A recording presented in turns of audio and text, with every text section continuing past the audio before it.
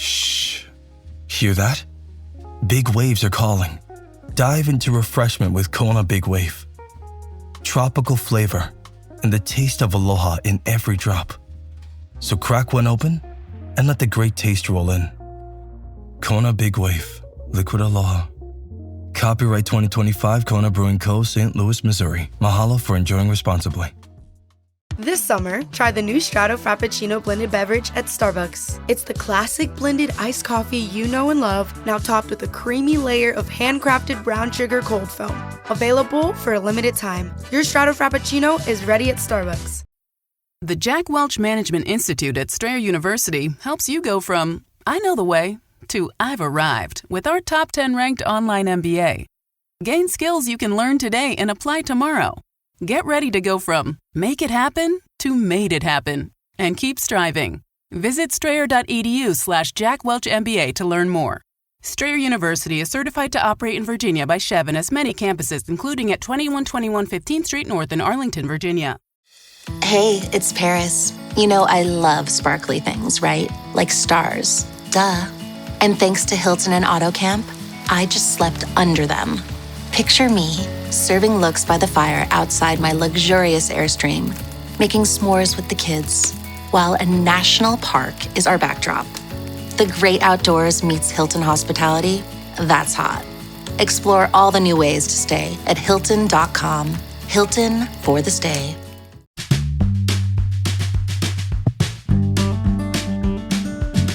Hi, this is Tony Ruggiero here on The Tour Coach. Thanks for joining in and thanks for following along.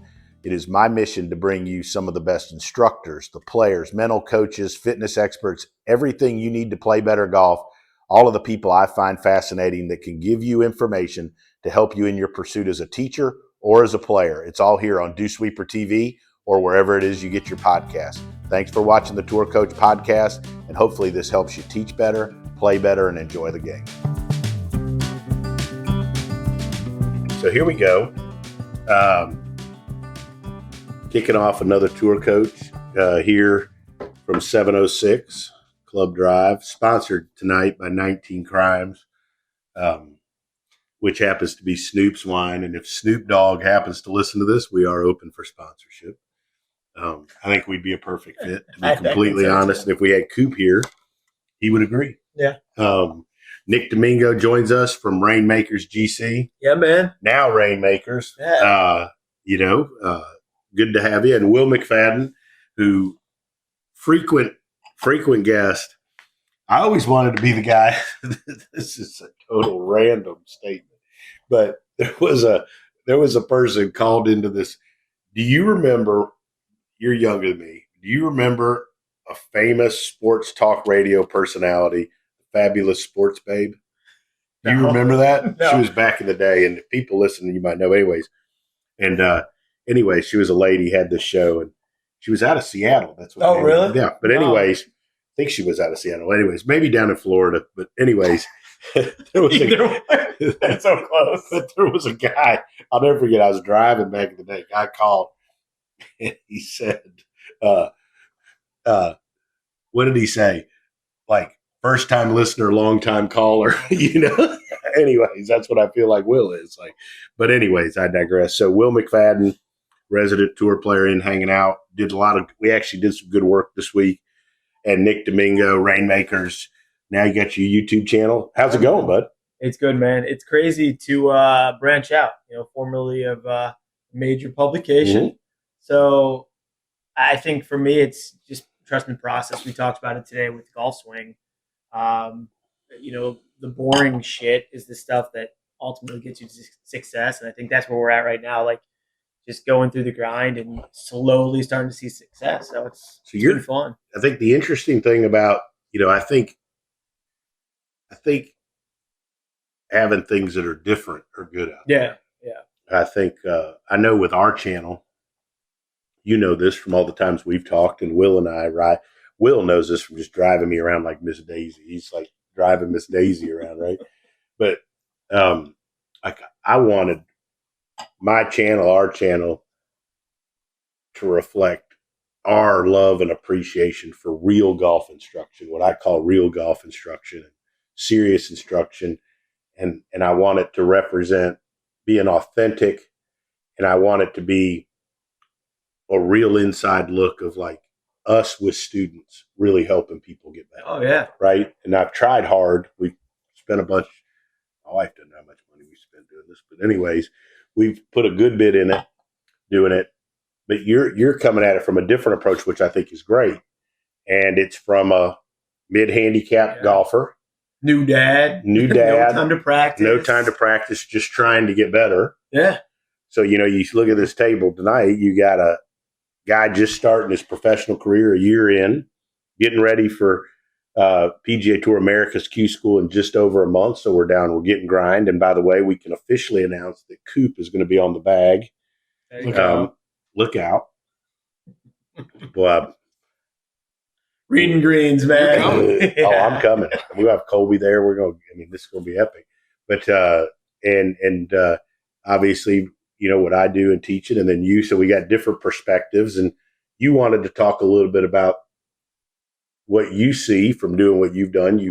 You're filming a lot of content with a lot of really good teachers, and some that aren't that good, but they still give you content. So exactly. I'm just kidding anyway. So they're all going to be wondering who I'm talking about now. They're all right? like, who's Tony talking about there? But anyway, so you just want to talk about the state of instruction. Yeah, man. I think. And I think it's good to come at it from the player you're talking about. Yeah. I think it's easy for me and Will to sit here. It's easy for me to sit here and say, oh, yeah, whatever, ex-tour players. And I had Jason Bale on the golf coach development, I guess, last night. And, we were talking about tour players and talking about teaching recreational golfers. I think we got to not get too far away from the fact, as teachers, that the majority of the people that are going to listen to us, watch us, come see us, buy all our stuff, are you. Yeah. And I think that's a big thing. And I think we get away from that at times. Man, when I was at my former employer, I always preached being the average golfer. And when I started there was such intimidation because I'm going to give you guys something that will maybe shock you. I don't watch any PGA Tour golf. I don't watch live golf. I don't watch TGL. I don't watch golf at all. Like, I watch less golf now being in the industry than I did before. Sunday Masters, I might watch the last couple hours, not even sitting down, planning my day around it, right? People are shocked when I tell them that. They're like, wait, how can you work in golf and you don't watch golf? I'm like, guys, I don't have the time to do it now as a dad. And if it's 75 degrees out and I live in Seattle, I'm out there playing golf on a Sunday, not watching it, right? And so some people are like, well, maybe that takes away from my reputation as a golf content creator, right? For me, I said, at the end of the day, as the average golfer, I want to go play. I don't care about the angle of attack and the commentary about PGA Tour stuff. So I think for me, it was a big wake-up call when I was at that former publication to say what you just said, or kind of remind myself what you just said, that I'm kind of the voice of that average golfer. Like, okay, all the pro guys, it's fun what they're trying to do to create the content. But if you've never taken a lesson, you're just out there grinding, you're just playing. And so that's where you go to the YouTube channels, you go to the Instagram channels, you go to, whatever else is out there, TikTok, to get your instructions, because they're not going to pay or have the resources to come see you. So I think it's a weird moment just in the state of golf, not just golf instruction, right? Like, what is going on right now? There's so much back and forth. Like, you've got the Brian Bros, like you're playing in a live event, but you're on the PGA because it's a content opportunity for you. So he doesn't really own that now. PGA Tour gets on his ass. But he's his own brand with his YouTube channel. You've got all these content creators coming up, and some of them are doing shots every hole, and by fucking fifth hole, they're trash and driving their carts all over the place, these really nice courses. So it's kind of this weird moment just in the golf space in general. And I think what's hard, and I'd be interested to hear what you guys think. I mean, obviously you're a pro, you've been around the game, you've seen these changes. But I'm allegedly a pro. And you're a legend. Yeah. But I think, where you guys have seen it adapt the most and how you guys are still able to stay true to what you do, I think is what I not only respect the most about you guys, but like I think comes across so authentic to the audience because you haven't changed that, right? You're like, this is our brand, this is who we are. We have this family atmosphere. Coming down to these retreats and filming with you now 3 times, I think that comes through really well on your content. And you don't have to like fake it, right? Like you guys aren't out there trying to be dumbasses and trying to be like all funny and shit. Like just sticking to the instruction and making people better. We'll let Will talk here. But I would say you're right where we're in a different place. I was thinking about this 2 weeks ago. I was walking at the Live event in Miami. Yeah. Content creators there. Grant Horvath was playing holes and I got to talk to him a little bit, and you see what he's been able to carve out and do, and it's incredibly impressive. But it's so different than, you know, what I grew up watching is golf, right? I mean, I grew up, you know, it was probably stuffier, it's fair to say. Mm-hmm. And you watch how that approach is reaching a different demographic. And so, you know, but I'm also, like, I do watch the Masters. I watch all of it. And I take that Sunday off and I grill out. I cook fajitas. I don't know why we picked fajitas, but we always cook fajitas. It's not like you should. Exactly. Like Mexicans and Augusta go together or anything. But I mean, anyways, I mean, I just think, but I don't watch a ton of people always read how much professional golf you. I'm around it every day, all day. Exactly. So you want to break, I get 100 videos a day on this phone. And I watch the app to watch the people that I'm fortunate enough to coach.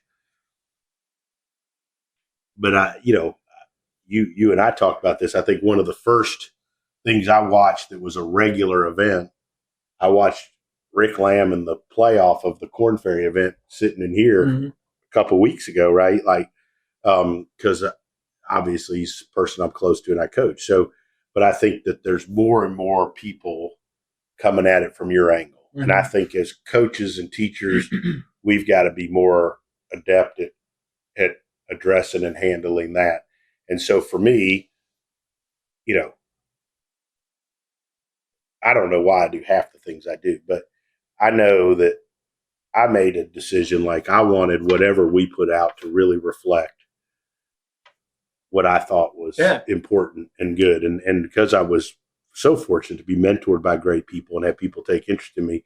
And I always am, some of the stuff I say, Hank would cringe at, but I do think that in the end, the quality of the instruction and what he saw us really trying to help people get better, he would be proud of for me doing. I really do. Or I hope so. I mean, that should be the North Star, helping people get better, right? You know, and so I try to use our medium to showcase people's talent. Mm-hmm. Mm-hmm. The stuff we filmed with Colby today, I thought that if you're a recreational golfer of any skill level, that stuff has a huge value. The stuff that you did with Will, with Yvette on the golf course, them talking through shots. If you're a 12 handicapper, 15 handicapper, that might be more important for you for playing better golf than me filming you and putting you on a swing catalyst, right? Because it gets in your mind, right? Like if someone were to put, Mike Malizia says this all the time. He said, Nick, if I put my head on your body, you'd be 10 shots better. You'd look funny. Yeah, exactly. All due respect, Mike Malizia, love you. But no, I mean, you know, if like we talked about it today when we were playing, the shots that like you had that shot with on the left side of that real narrow par 4, and I'm sitting there like I said to you, like, what are you going to use here? Are you going to actually go over the tree and you carried it and you hit on the green and it rolled towards the back? But the fact that you didn't fear that shot at all, you confidently know, I know how to hit that shot. And even if you don't think you can carry it over the tree, you can be like, well, you know what? I'm going to club down. I'm going to hit this into the slope, have it will get a little backspin and roll up on the green. That is a very different approach than somebody like me who would freak out at that shot and be like, I guess I just have to like punch it out, 10 yards, get in the middle of the fairway, chip up. And so to your point, like doing that on course management instruction, that's where I think, and I hope to take Rainmakers, because there's this medium of fun shit that's out there of really, really either bad golfers just having fun or really, really good golfers. And I want to be the guy in the middle to be like, look, you're not watching this shit from me. You're watching it because of you guys and other teachers and players I'm working with. I just happen to be the guy who's like the moderator of all of it. And the average golfer, when we're playing together, and I'm picking your brain, tell me how to hit the shot, club choice, what are you thinking about this win, and kind of getting a little tidbit like you're my lifeline. I think, knock on wood, it's been successful That's so wicker. far, but I don't know if it's wood. Maybe faux wood in this condo. Wood. But I think that, and you guys do the same thing. Golf instruction and golf, it's an imperfect game. And if you go to fucking Instagram and it's 60 seconds of a golf coach telling you, do this, it'll stop you over the top slice, and then all of a sudden some guy stripes it and it's perfect. As an average golfer, I'm like, I can't do that. And you've done a really good job of, you give those tips that are good, but they're not, this is going to cure every single one of your ball striking issues by just doing this. You show the work on your videos. You show the people who, pro players, we saw it today, like you're not turning enough and getting enough depth, and that's why you're not getting the speed that you want to get the club head speed in the distance, right? And there's value in that rather than just thinking we're going to just quick fix everything. I'm going to ask you a question here next, but I think the one thing I always try to do, this comes from my upbringing, and I think you can hear it when we film stuff, is that I always try to say, Will and I are working on this, but like, if you're a recreational golfer, this could apply to you from X, Y, or Z. I don't think we should ever get too far away from that.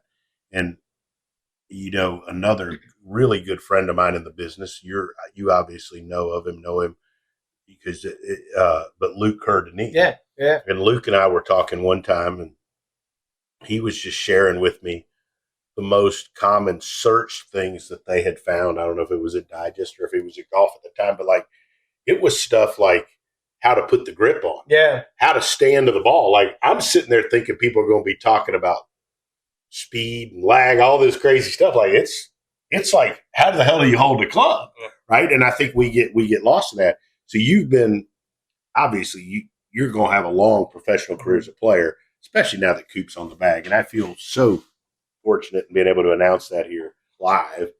But you spend also so much time with me helping high school kids, college kids, and regular golfers.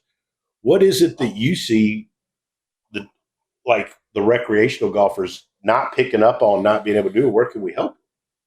I mean, I think the recreational golfers, like you say, the middle of the road handicaps, I think they just make it much harder than it should be.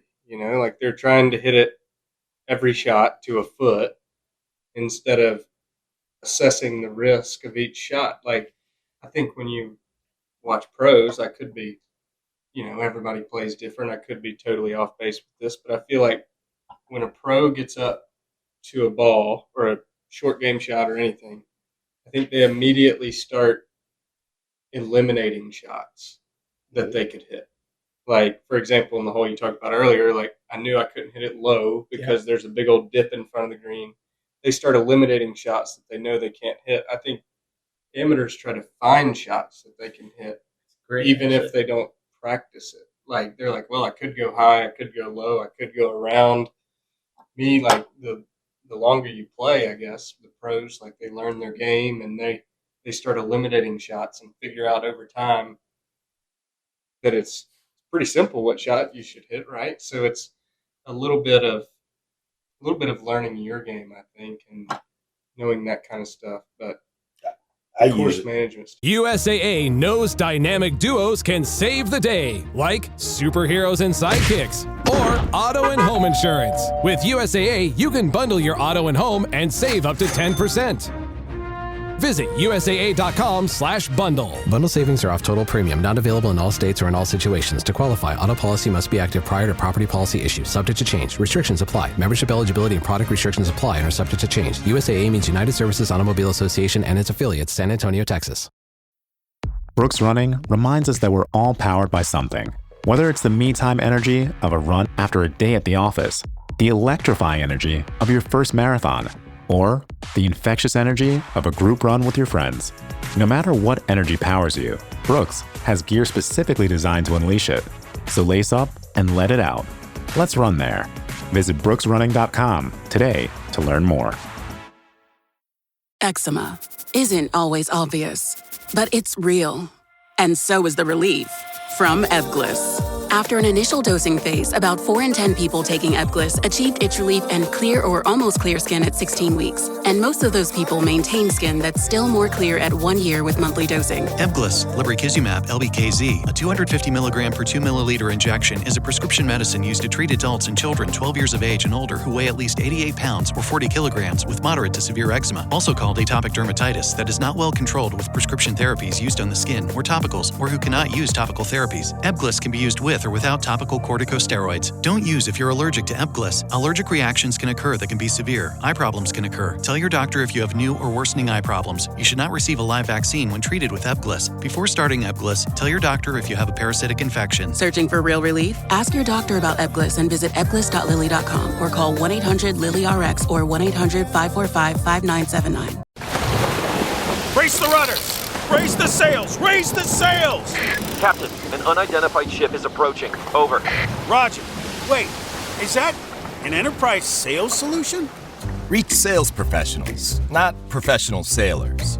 With LinkedIn ads, you can target the right people by industry, job title, and more. We'll even give you a $100 credit on your next campaign.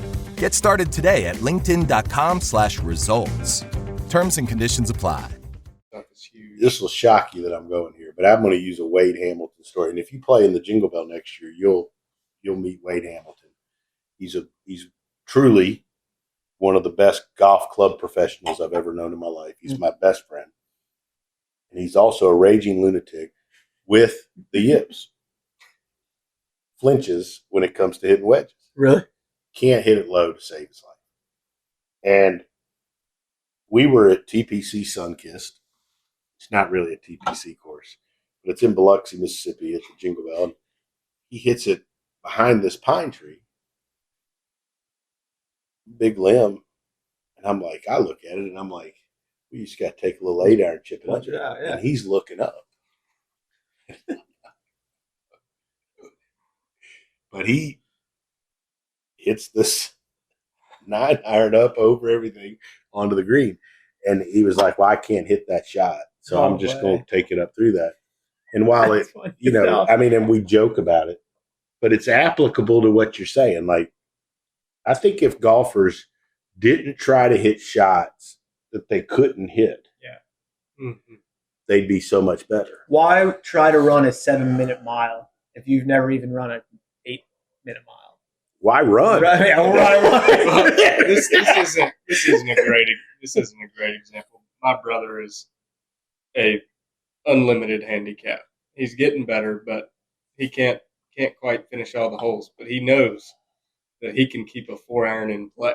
Mm-hmm. So he plays 18 holes, going 4-iron on every hole, just because he can keep it in play and have fun and finish a bunch of holes. Mm-hmm. Like he doesn't even try to hit his driver.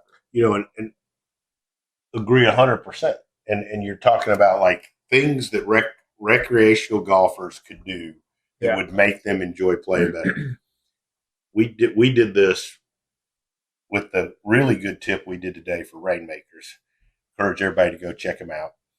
But about creating a go-to driver shot. I watch recreational golfers on the range hitting drivers, and I watch them on the golf course, and every driver swing is the same swing, same speed, same setup, same tee height from the middle of the tee box.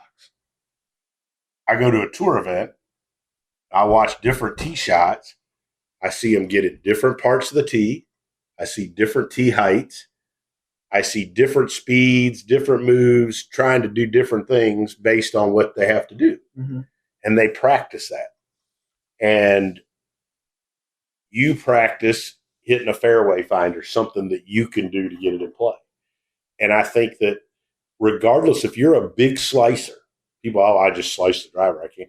Well, go out there on the range, tee one down, and try to hit you a low slice that runs forever down the fairway. People think they want the beauty, right? Right? They want that high draw or whatever. And it's but go find you a shot right? Yeah. that when it's pretty narrow, you're a little nervous.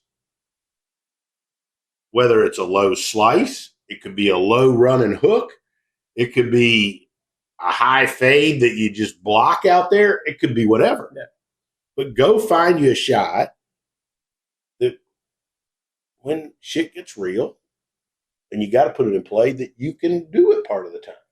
And I think as teachers, instead of always trying to make stuff look perfect, like let's help some people find stuff with their matchups that can hit something that would put it in play. So I have a question for you. You know, we're obviously talking about like the state of instruction. There's so much shit out there. There's training aids. There's, you know, instruction apps. There's YouTube or Instagram. You've got real life, you know, in person. I want to ask you, Will, like, you obviously work with Tony in person. Do you use any of that other stuff? Or like, do you have friends or people that you play with who use any of that other stuff? Or is it just sort of like, you know? Yeah, I think so. I mean, when it's where it's applicable, I mean, I've used it before. Like we've used when I was trying to get the club face more square, we've used a hanger type situation that goes on the grip and stuff like that. But, you know, there's definitely not one training aid that fits all people, right? Yeah. And so I think it's extremely beneficial to have somebody to talk to, like a Tony or a Jackson or a Morgan or somebody who you can talk to and figure out, like, hey, what works for me? Like, you know, for example, there was one training aid that you got in a couple of years ago that you're like, here, try this. I think this might work. And I put it on and tried to hit a ball and was like, no, this is not. It's like the driver today. You were like, this feels good. And then all of a sudden you knew on the range like that. Right. Right. Like you can. It's such a field game. If you know, like if you get the proper training with an instructor and you know the feeling that you're looking for, like as somebody who's played golf a long time, I can tell pretty quick if it's going to work or not. And I think as an amateur or a like mid to high level handicap, like it would be beneficial to have somebody to talk that through with and make sure that when you buy one of these training aids that it's even doing what it's supposed to do.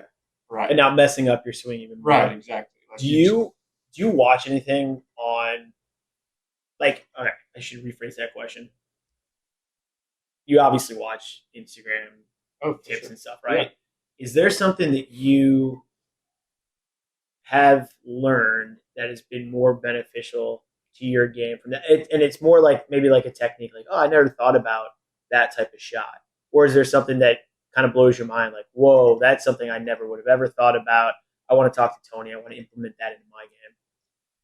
Yeah, I think obviously everything I see before I go out there and start messing with it, I run it by Tony or Jackson. Yeah. But I think for me, a lot of stuff is short game stuff. Yeah. Like, and I really love watching videos from people who are established players who have been on tour or won big events. Yeah. And those guys, I really love to hear them talk about how they hit shots. It's the same thing as when I'm around some of the guys Tony teaches, like Andy, Rick, Emilio, Luke, Guthrie, all those guys. Like, I know those guys can play some really good golf. Yeah. And so, like, hear the way that they do things might help me. It might not. Like, sometimes somebody will say something when we're out there on the tee, and I'm like, that's not going to work for me. It's not going to work for my body, for my patterns or anything. But I think it's just always absorbing information, but I make sure that it's from people that have that credibility, that have the credibility, that have played high level golf or taught somebody who's played extremely high level golf. I'm going to tackle two subjects here, and I'm going to get on a tangent for a minute in a second. But if everybody out there approached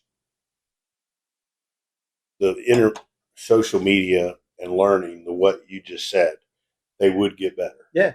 Because you have to have a brain. Not everything on social media is true or works for you. Mm-hmm. Mm-hmm. But if you read something that sounds pretty good, you go try it. If it doesn't work and it doesn't match up with what you do and it doesn't work, okay, well, I tried it, right? Yeah. I think where people get into these holes is they get convinced that they've got to be shallow or they've got to do this or that this guy is what, right? Like, you've got to find the right stuff that matches for you. And there's nothing wrong with trying things. Great players do it. But I think I think if you approach it like he was just talking about, and plenty of tour players. I mean, I've watched him around a lot of my tour players, and I've watched him talk short game, and I've seen him and then see him go, oh, I mean, this guy does this, and he's a great player. Like, that doesn't work for me. Exactly. Right? There's nothing wrong with saying something doesn't work for you. Mm-hmm. But as far as where we are, I mean, I think the biggest problem we have, and there's a particular example, guy in Mobile that puts out, that's copying other stuff, right? And like, people that just go out there and copy stuff or haven't ever taught people that are any good, never had any success, man, that, try to put up a cool video and they get a cool production and all that. Like, that's not where you should be. Well, that's not where you should be going, right? Yeah. Like, I mean, and an imitation is a form of flattery. I get it. But I think you want to watch the people that have actually made people good. Yep. You want to watch people that have had success. You want to watch people that put real students up there that are good. Yeah. And again, I mean, I think that's a big deal. And I think it goes back to what I was saying about what I want Rainmakers to be and how it doesn't exist because of me. I've always preached in any, I worked at Bleach Report, I worked at Maxim, I worked at rebranded FHM, I worked at publications, golf media I've been in for 3 years now. So I'm fairly new into the golf media space, but the same concept is you're telling a story, right? And for me, it's like I remember being at FHM or Maxim, and it's like I could give you 5 dating tips of do's and don'ts. No one gives a shit when it says by Nick Dimengo, right? They want that from a model or they want that from an actress. They don't want it from me. And it's the same concept with like what we're talking about with golf instruction. I have a ton of information. I mean, I've been around you guys and other teachers for 2 years. I could go out and fake it and be like, I could tell you how to shallow this. I could tell you this and that. It's not real. I'm not like, why would I take advice from a guy who's never broken 80 before? It's like, well, I have all the information. Like, we saw 2 guys on the chipping green tonight driving by Old Palm. Yeah. Driving back. Neither one of them could 100% break 90. And one guy's teaching the other guy how to chip. Exactly. And so there's a lot of that shit out. Like, yeah, I just want to put content out there. I'm going to get an audience. People love golf. It's like, bro, I want to give access over excess. I don't want to put out just a bunch of stuff and think, well, maybe I get real popular and I get a following. At the end of the day, I've always said this to you. You guys as top teachers, you as a buddy, and the players that I've met through you guys are family. So I would be doing a disservice to you if I ever tried to be like, I'm just going to go do this on my own. Like, fuck you guys. But you wouldn't do that. I wouldn't. Yeah. I mean, but also the content. That's why you'll be successful. Because the content won't be there, right? Like the content, it's like, all right, what makes you different? Well, I've got the top guys in the world. I want to do a podcast soon where I do the top 10 worst follows in golf. I love that. It's a terrible idea. Yeah. We had to get blackballed, but I mean, a couple of them are in Mobile. Shit. Yeah. Guys are hacked. I mean, right? But like, tee up 5 balls, walking along, just doing this, and you call it a tip. Yeah, right? Right? Like, I mean, like, look, I get it. social media, it's Mhm. not all real, right? You can cut it and the production value, and it's like, this is quick and easy. I'm sitting on the fucking toilet and I'm scrolling through my Instagram, and oh, this catch my eye. But if you do some recon on who the person is, you look at their Instagram profile, you say, oh, they got 40,000 followers.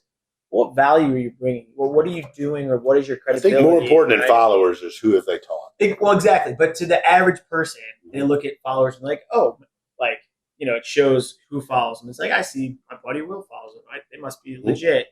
But if you actually go online and kind of do like a deep dive, you're like, there's no information about them as a teacher. They're just Like someone every who knows person the drill, that loves right? golf, Yeah. that wants to get better, ought to follow Butch on Instagram. Or Right. the Dew Sweeper. Well, I mean, I'm just not speaking to myself, but right? Like, it's his own Instagram. Yeah. Nobody does it for him. A lot of it's personal stuff, but like, he'll put up a video of somebody hitting a ball when he's working. Like, every time he posts a video, I watch it. His brother Billy Harmon puts up some interesting stuff. I'm trying to think of teachers that really do. Brady Riggs in California, I think, does a really good job with stuff he puts up, especially practice stuff. I love Short Game Chef Parker McLaughlin. I love his stuff. I know his stuff's produced and all, but it's like really, really good and it's authentic. It's him doing stuff. I've never met the Golf Better Tucson guy, but he's Derek. Derek Deminsky's a really good follow. His stuff's good. It's authentic. That's him. I've been around him with Andy, a handful of times. I've walked him. He's been on the podcast multiple times, right? I think he's super good. I think, like, I don't necessarily wouldn't teach all that stuff, but like Joe Mayo gives out a lot of great information. Would it be how I would teach or what I would do? Or, he's a little more argumentative than me. Maybe not. I don't know. But I think if you love golf, he's a good follow because he's given information. Now, what people need to understand is just because you're given information doesn't mean you got to do it or you got to buy into it. But he's a good source of information. I think, I think he's really good. I'm trying to think of people, that, I like people that put out authentic, that it's real stuff, not super processed. Huh? I think I don't even know how I missed him. Like Justin Parsons, for my money, is the best teacher in the world right now. Really? With the success he's had with tour players, and he combines that with being just an all-around great dude. I think he's really, really good, and he's doing some great stuff. And he's proven that not only can he teach established tour players or resurrect careers, but he can also develop some of the bright young talent coming up through college and the Korn Ferry Tour. So, like, to me, that's the sign of somebody that really can coach and teach, somebody that can take somebody young and turn them into something. So